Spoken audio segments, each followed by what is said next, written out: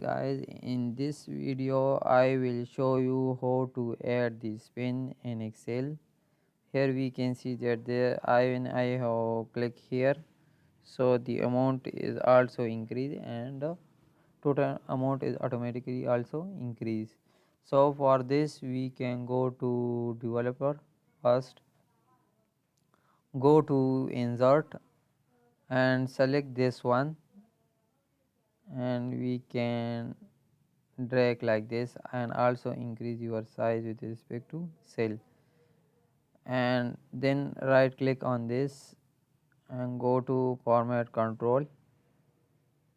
Here we can see that link, cell link, so click here and select this cell and then OK, and we can use a formula for total amount. So click here, write equal, select this cell, multiply with this cell, and simple we can enter.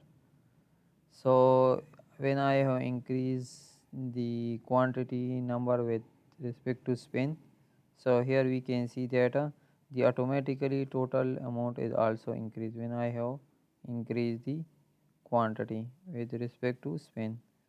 Here we can see that the total amount is also increased, and when I have decreased, the amount is decreased.